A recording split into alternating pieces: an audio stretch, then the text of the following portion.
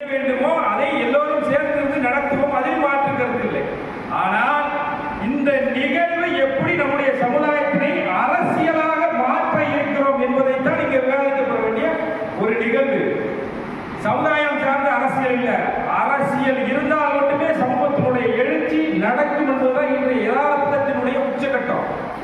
எந்த காலகட்டம் இன்றைக்கு வரைக்கும் எப்போ நாம ஒவ்வொரு அமைச்சர்களையும் எம்எல்ஏக்களையும் நமக்கு சிபாரிசுக்காக அழைத்து வருகிறோம், நாம் இன்றைக்கு அமைச்சர்களாக போகிறோம், எம்எல்ஏக்களாக போகிறோம் என்பது மட்டும்தான் இந்த அரசியல் பகுதியாக கருதப்பட வேண்டுமே தவிர சமூகம் சார்ந்த நிகழ்வுகளை மட்டும் நாம் நடத்திவிடக் கூடாது என்பதுதான் என்னுடைய அழுத்தமான வேண்டுகோள், அழுத்தமான.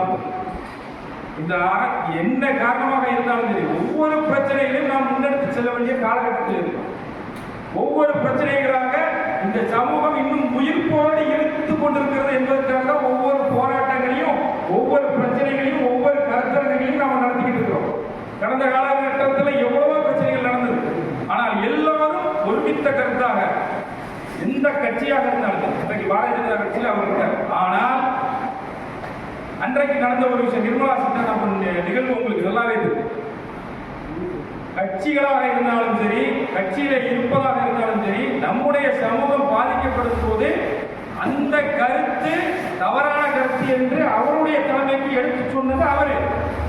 இன்றைக்கு பாரதிய ஜனதா கட்சியில் இருந்தாலும் அந்த சமூகம் சார்ந்த கருத்துக்கள் எங்களை பாதிப்படைக்க வைக்கிறது, எங்களுடைய வேதனையும் வழியையும் ஏற்படுத்தி இருக்கிறது என்று அந்தந்த கட்சி சார்ந்த தலைவர்களும் அதில் பணியாற்றிக் கொண்டிருக்கக்கூடிய அவரை போன்ற ஆட்களும் எடுத்து சொன்னதன் விளைவாக நான் தமிழ்நாடு முழுமைக்கும் அந்த போராட்டங்களை வலுப்பெற்று வர செய்து திருநெல்வேலியில் இருந்து ஆரம்பித்தது. தமிழ்நாடு முழுமைக்கும் அதற்கான எதிரொலிப்புகள் இருந்ததின் காரணமாகத்தான் அன்றைக்கு இருக்கக்கூடிய பாரதிய ஜனதா கட்சியினுடைய மாநில தலைவர் அண்ணாமலை அவர்கள் திருநெல்வேலி நம்முடைய இடத்திற்கே அதற்கான நிவாரணத்தை நாங்கள் பெற்றுத் தருகிறோம் என்று முதலில் சொன்னதனால்தான் அந்த நிகழ்வு முதலில் தவிர்க்கப்பட்டது. எல்லா மாவட்டங்களிலும் இருந்து பிரச்சனைகளை ஆரம்பிக்கக்கூடிய சூழலில் அண்ணாமலை அவர்களுடைய உறுதி அந்த போராட்டத்தை தள்ளி வைத்தது. ஆனால் அதற்கு பின்னால் கோயம்புத்தூரில் நடந்த பத்திரிகையாளர் சந்திப்பில் நடைபெற்ற பிரச்சனைக்காக, நிர்மலா சீதாராமன் அவர்கள் ஏற்படுத்திய பிரச்சனைக்காக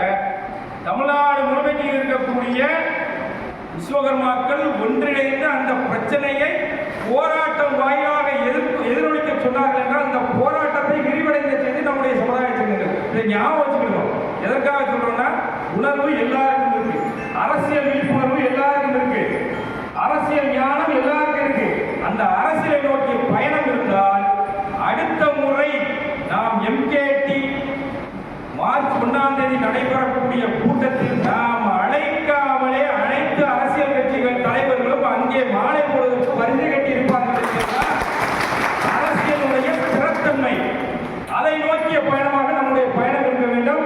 அதற்குண்டான எந்த ஒரு பொருளாதார ரீதியாக ஏற்படக்கூடிய ஆதரவாக இருந்தாலும் சரி, அமைப்பு ரீதியான ஆதரவாக இருந்தாலும் சரி, சட்ட ரீதியான ஆதரவாக இருந்தாலும் சரி, அகில பாரத விஸ்வகர்மா உறவுகளும் பசுமை பாரத மக்கள் கட்சியினுடைய சார்பாகவும் எங்களுடைய நிச்சயமான ஆதரவை எம்கேடி ஒருங்கிணைப்பு குழுவிற்கு தந்து இந்த நிகழ்வை மிகப்பெரிய அளவில் வெற்றியான ஒரு நிகழ்வாக, நமக்கு அரசியல் பாதையை வகுக்கக்கூடிய ஒரு நிகழ்வாக அமைப்பதற்கு நாங்கள் என்றைக்கும் உறுதுணையாக இருப்போம் என்பதை இந்த நேரத்தில்